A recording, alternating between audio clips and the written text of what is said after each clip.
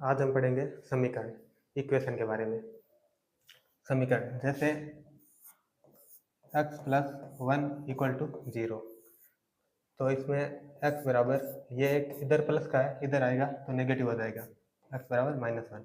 इसमें x की power 1 है, तो इसे हम रैखिक समीकरण बोलते हैं।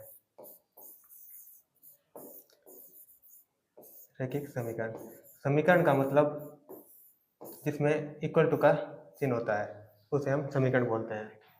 जैसे इसमें x की पावर 1 है तो इसका मान सिंगल 1 आएगा। इसी प्रकार एक होती है द्विघात समीकरण। द्विघात समीकरण इसका यानी x की पावर 2 होगी उसमें।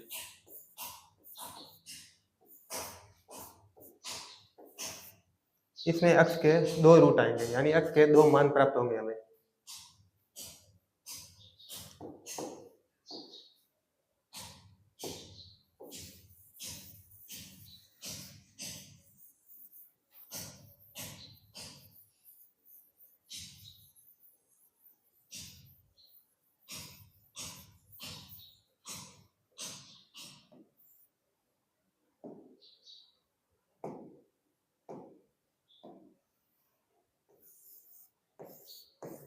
जैसे हमने देखा रैखिक समीकरण के बारे में,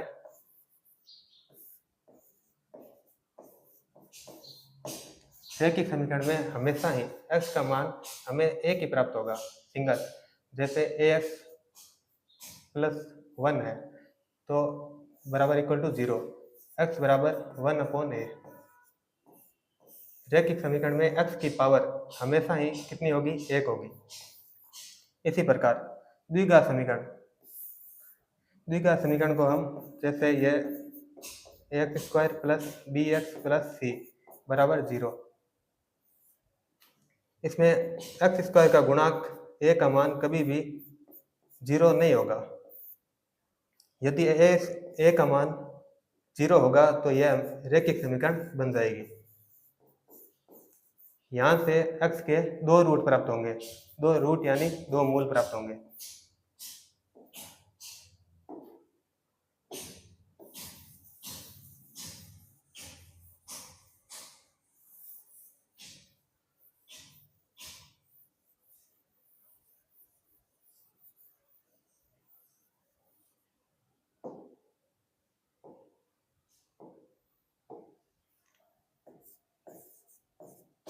अब हम देखते हैं द्विघात समीकरण।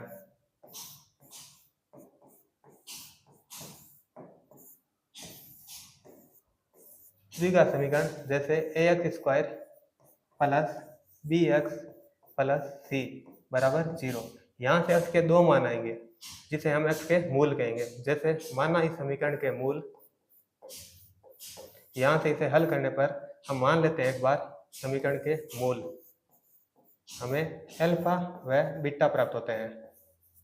यह दो ही समीकरण के मूल यानी ये x के मान प्राप्त होंगे हमें। जैसे यहाँ से हम मूलों का योग देखते हैं। अब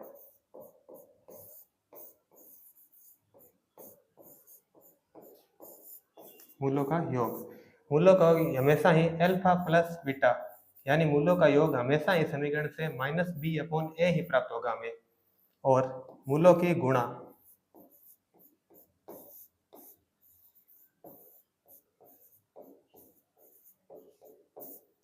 अल्फा बीटा बराबर c/a ही आएगी।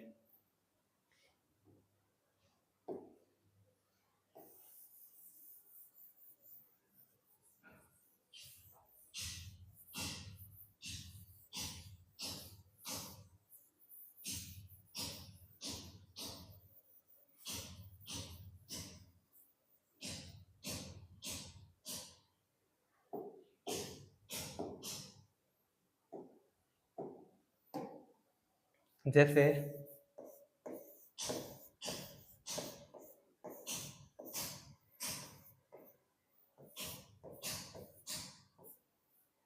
x² बराबर -5x प्लस 6 बराबर 0 है, तो इस समीकरण के मूलों का योग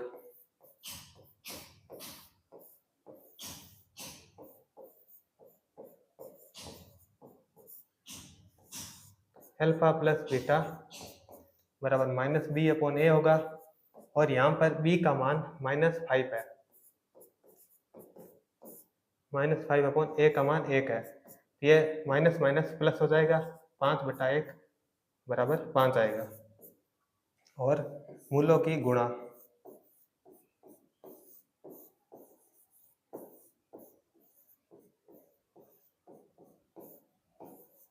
अल्फा बीटा बराबर c/a, c का मान यहाँ पर 6 है, a का मान 1 है, तो यह 6 आएगा। अब देखो, जैसे हमें मूल दे दिए और हमें द्विघात समीकरण बनाने को बोले, तो उसका फॉर्मूला होता है x² माइनस मूलों का योग प्लस गुणा में x आएगा प्लस मूलों की गुणा। इससे यदि हमें एक समीकरण के दो मूल दे दें और हमें समीकरण पूछ ले, तो हम इसे समीकरण वापस लिख सकते हैं, x² minus alpha plus beta गुणा में x प्लस अल्फा बीटा बराबर 0। इससे वापस हमें समीकरण प्राप्त हो जाएगी।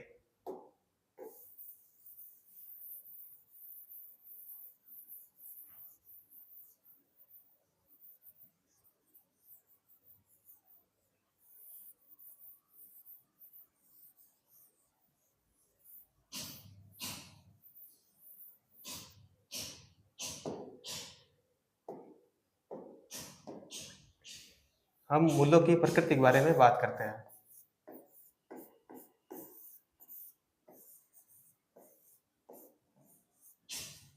मूलों की प्रकृति, जैसे मान लेते हैं हमें एक द्विघात समीकरण दी हुई है ax² plus bx plus c बराबर 0।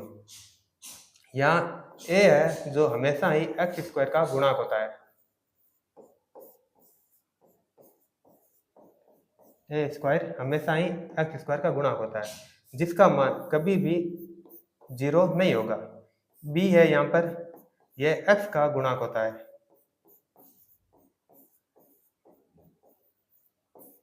और जो c है वो अचर पद होता है।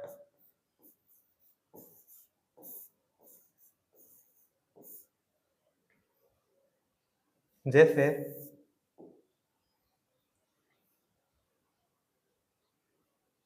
ax² का गुणक हो गया, bx का गुणक हो गया और c अचर पद हो गया। अब हम देखते हैं इसके मूल क्या क्या आ सकते हैं। जैसे इसका एक श्रीधराचार्य फॉर्मूला होता है,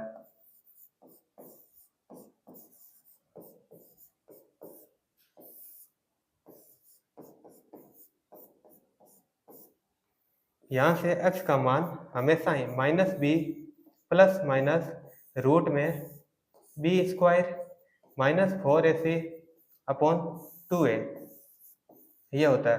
और यहाँ से हम मूलों की प्रकृति जानेंगे कि मूल वास्तविक आएंगे, काल्पनिक आएंगे या कैसे प्राप्त होंगे हमें। उसके लिए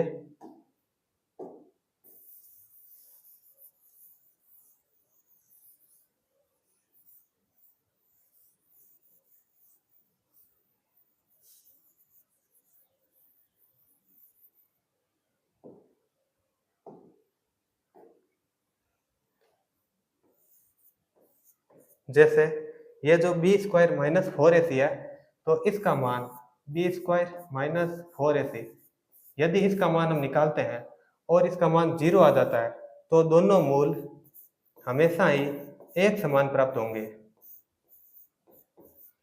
दोनों मूल समान प्राप्त होंगे हमें, तथा साथ में ही दोनों मूल वास्तविक आएंगे।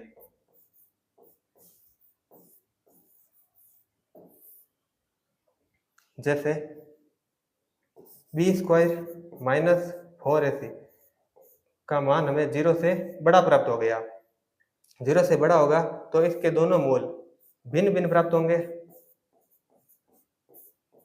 भिन्न भिन्न आएंगे और हमेशा ही वास्तविक आएंगे।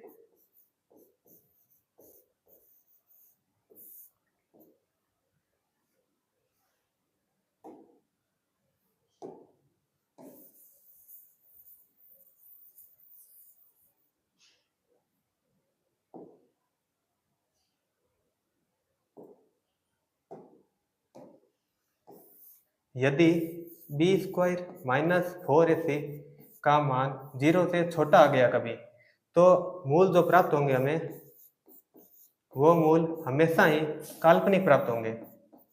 काल्पनिक काल्पनिक का मतलब होता है रूट के अंदर जो वैल्यू आएगी हमारी वो नेगेटिव के अंदर आएगी, जिसे हम आयोटा के द्वारा प्रदर्शित करेंगे। ऐसे मूल काल्पनिक मूल कहलाते हैं।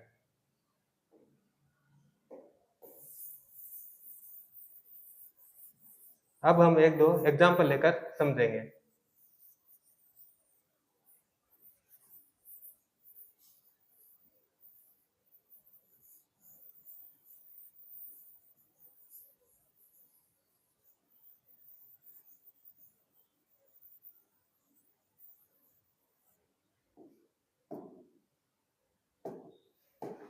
जैसे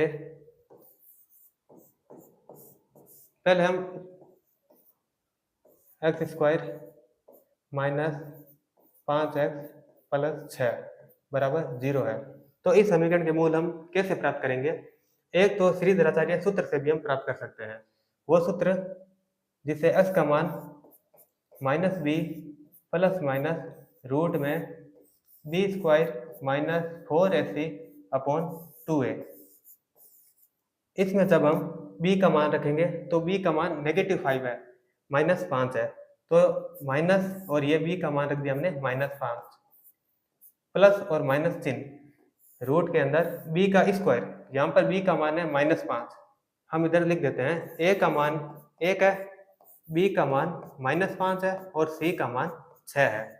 अब देखो b का मान -5 है तो -5 का स्क्वायर -4 इंटू ए का मान 1 है और c का मान 6 है, 1 इंटू 6,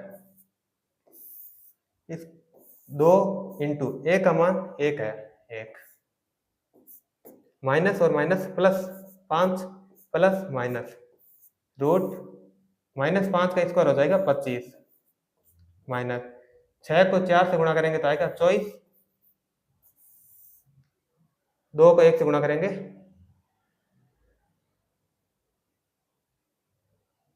2,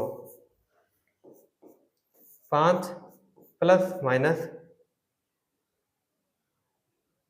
25 में से 24 जाएगा तो 1 बचेगा, रूट 1 अपॉन 2। तो 1 का रूट 1 ही होता है, 5 प्लस माइनस 1 आएगा अपॉन 2। जैसे हमारे पास ये वैल्यू आ गई 5 प्लस माइनस 1 अपॉन 2, तो यहाँ पर एक बार हम प्लस चिन्ह लेंगे और एक बार हम माइनस चिन्ह लेंगे। जैसे जब प्लस लेंगे तो 5 प्लस 1 बटा 2, तो इसका मान आ जाएगा 6 बटा 2, इसका मान प्राप्त होगा 3। जब हम माइनस लेंगे 5 माइनस 1 बटा 2, 5 माइनस 1 4, 4 बटा 2, तो इसका मान आ जाएगा 2। तो इसमें एक एक्स का मान आ गया 3 और एक एक्स का मान आ गया 2। ये जो दो प्राप्त हुए हैं ये दोनों एक्स के मान, यानी हम इन्हें मूल कहेंगे। अब देखिए जैसे एक्स के मान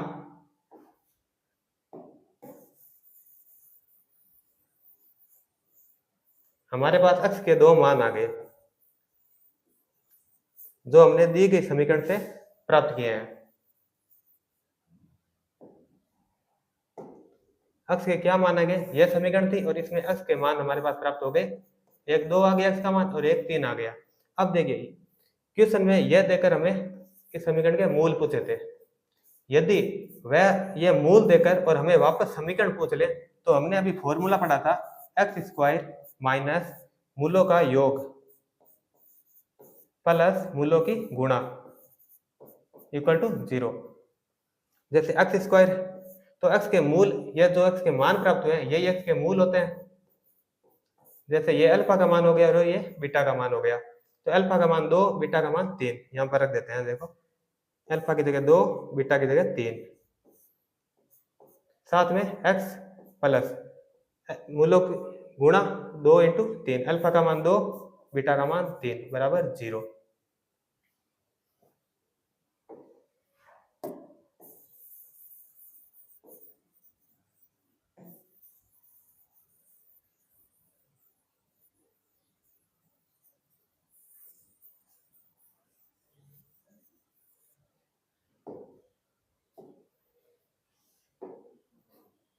जैसे हमारे पास यह समीकरण आ गई, x माइनस 2 प्लस 3 गुणा में x प्लस 2 गुणा 3, तो इसे एक्स स्क्वायर है, यहाँ पर एक्स स्क्वायर माइनस 3 2 और 5 हो गए, x आ गया, प्लस 2 को 3 से गुणा करेंगे 6 आ जाएगा।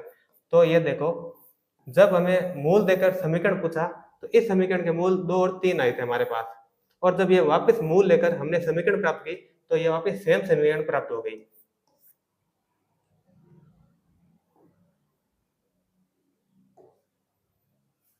अब आगे इसमें हम देखते हैं, जैसे ये दो मान प्राप्त हुए हमें, x के मान 2 और 3 इसके मूल है, तो ये दोनों मान धनात्मक है, वास्तविक भी है। धनात्मक का मतलब इस दोनों के प्लस के मान है, और वास्तविक मतलब रूट के अंदर नेगेटिव। यदि रूट के अंदर ऐसा आ जाता -2 तो ये मूल काल्पनिक होता, लेकिन हमें ऐसा नहीं प्राप्त हुआ है, हमें सीधे मान प्राप्त हुए हैं, ये मान वास्तविक है। अब हम वो फॉर्मूला पढ़ा था हमने, बी स्क्वायर माइनस 4ac, हम इससे भी चेक कर सकते हैं कि ये मूल वास्तविक होंगे या काल्पनिक होंगे, जबकि हमने प्राप्त करके देख लिया है ये मान वास्तविक है, लेकिन इससे सीधे चेक करके देख सकते हैं कि ये वास्तविक है या नहीं। जैसे b का मान -5 है, तो फॉर्मूला है बी स्क्वायर माइनस 4ac, इसका मान प्राप्त करते हैं। b का मान -5 का स्क्वायर, -4 इंटू a का मान है 1 और c का मान है 6, -5 का स्क्वायर हो जाएगा 25, माइनस 6 को 4 से गुणा करेंगे 24, इसका मान 1 आ रहा है जो 0 से बड़ा है, और 0 से बड़ा है इसका मतलब यह मान कैसा है, धनात्मक है। धनात्मक है और वास्तविक भी है। यदि यह मान 0 से छोटा आ जाता हमारे पास तो यह मान काल्पनिक हो जाता।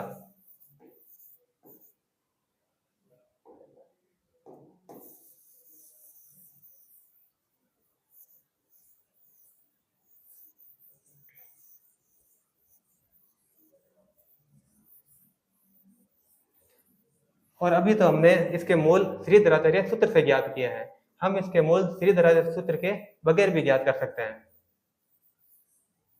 जैसे एक एग्जाम्पल के द्वारा समझेंगे हम।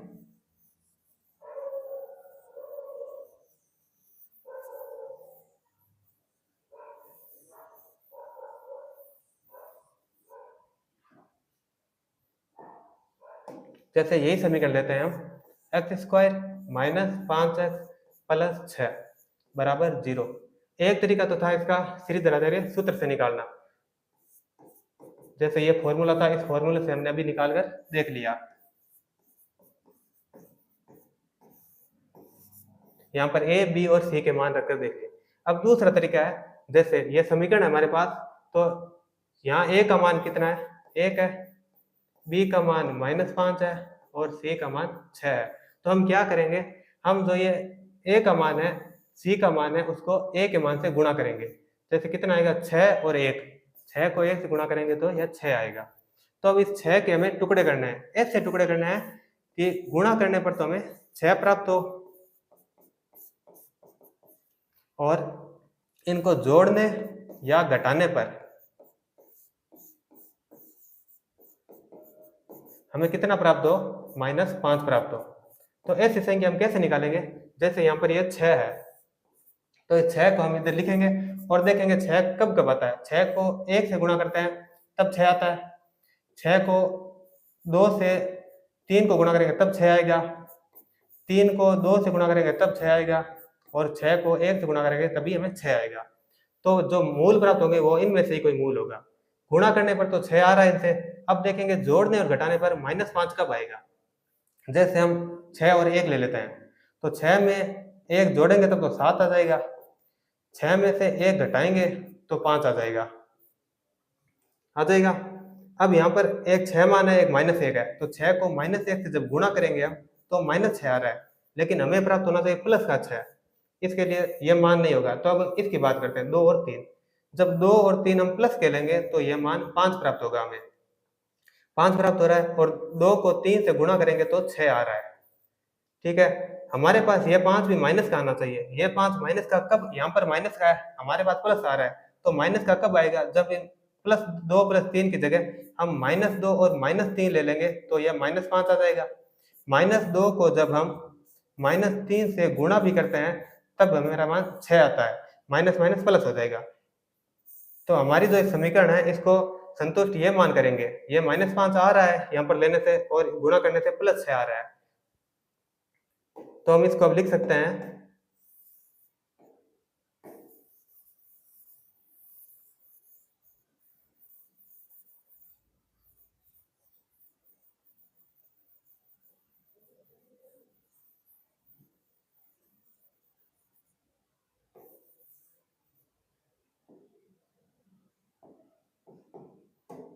जैसे हमने इस 5 के 2 टुकड़े कर दिए, एक -2 कर दिया और एक -3 कर दिया।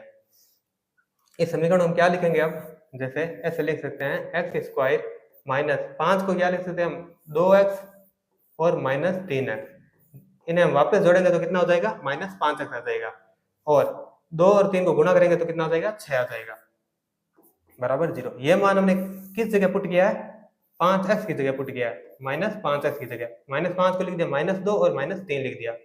अब देखो ये x, इसको इस दोनों को देखते हैं, इसमें x है और इसमें x है, तो x हम बाहर लिख सकते हैं, कॉमन ले लेंगे, पीछे बचेगा x की पावर 2 थी तो ये x की पावर 1 बार है, तो x बच गया अंदर, माइनस ये x बार आ गया, तो यहाँ पर कितना बच गया, 2 बच गया। इसी प्रकार यहाँ -3x है और प्लस है, इन दोनों में कॉमन क्या आ रहा है, हम देखते हैं यहाँ पर तो x है, यहाँ पर x नहीं है, तो x तो बाहर आएगा नहीं, लेकिन यहाँ पर 3 है और यहाँ 6 है, तो यहाँ से 3 बार लेंगे हम, -3 बार आ गया, तो यहाँ पर x बच गया, यहाँ से प्लस और -3 यहाँ पर माइनस हो जाएगा, 3 का 6 में भाग जाएगा 2 बार, बराबर 0। हम जब भी ऐसा करेंगे तो हमें यह देखना है जो ये जो अंदर वैल्यू आ रही है ये दोनों में सेम होनी चाहिए, यदि ये सेम है तो हमारा उत्तर सही होगा, यदि ये दोनों वैल्यू अलग अलग होगी तो हमारा उत्तर कहीं ना कहीं गलत होने वाला है। जैसे x-2 इसमें भी है, x-2 इसमें भी है, तो x-2 को हम बाहर लिख सकते हैं, यहाँ से x-2 बाहर चला गया तो पीछे बच रहा है x, और यहाँ से x-2 बाहर चला गया तो यहाँ बच रहा है -3 और बराबर में 0।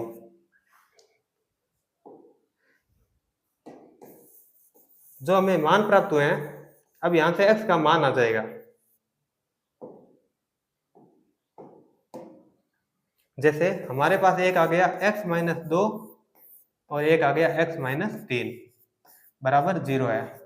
यहाँ से x का मान बराबर 0 है तो x-2 को 0 के बराबर रखेंगे और x-3 को भी 0 के बराबर रखेंगे, तो यहाँ से x का मान आ जाएगा, ये 2 इधर माइनस का है उधर चला जाएगा तो ये 2 का मान हो जाएगा +2, और यहाँ से x-3 बराबर 0 है तो यहाँ से ये 3 उधर जाएगा तो x का मान आ जाएगा 3। तो ये तो 2 मान प्राप्त हुए हैं, यही इस समीकरण के मूल है, और ये जो हमें मूल प्राप्त हुए हैं ये सेम वही प्राप्त हुए हैं जो हमें अभी इस श्रीधराचार्य सूत्र लगाने पर जो x के मान प्राप्त हुए थे 3 और 2, वो सेम ही मान प्राप्त हुए हैं। अब देखिए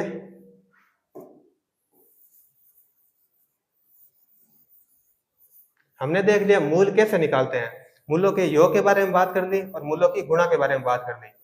जो मूल प्राप्त होते हैं इन मूलों को भी हम शून्यांक भी कहते हैं।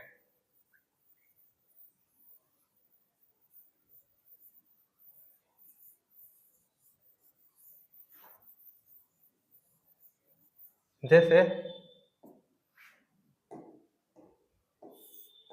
जैसे इस समीकरण के x के मान हमें 2 और 3 प्राप्त हुए, ये मान है जो इस समीकरण के शून्यांक भी कहलाते हैं। शून्यांक का मतलब होता है जब हम x के ये मान वापस समीकरण के अंदर रखेंगे तो इस समीकरण का मान 0 हो जाएगा। जैसे x की जगह यदि मैं 2 रखता हूँ इस समीकरण के अंदर, जैसे x² -5x + 6 बराबर 0 है, तो x की जगह यदि मैं 2 रखता हूँ तो इस समीकरण का मान 0 आ जाएगा। जैसे x की जगह यदि 2 रखता हूँ तो 2 का स्क्वायर -5 × 2 + 6 बराबर 0, 2 का स्क्वायर हो गए 4, -5 को 2 से गुणा करेंगे 10 और +6 बराबर आ जाएगा 0। ये 4 प्लस का है, ये 6 प्लस का है, तो ये इन दोनों को हम जोड़ेंगे तो इसका मान आ जाएगा 10, और बीच ये जो -10 है वो लिखेंगे -10, तो जब इसका मान प्राप्त होगा तो 0 आ रहा है, इसका मतलब ये हुआ कि 2 भी इसका शून्य आ गया, 2 रखने पर 0 हो रहा है इसका मान। इसी प्रकार जब हम 3 रखेंगे तो भी इसका मान 0 आएगा। इसका मतलब ये हुआ जो समीकरण के मूल होते हैं वो समीकरण को हमेशा ही संतुष्ट करते हैं।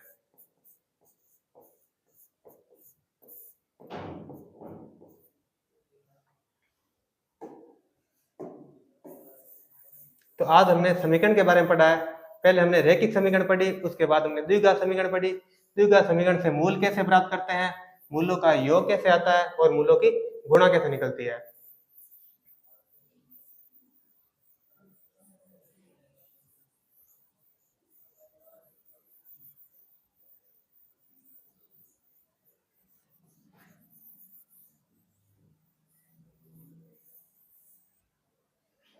ठीक है, बाकी हम कल पढ़ेंगे।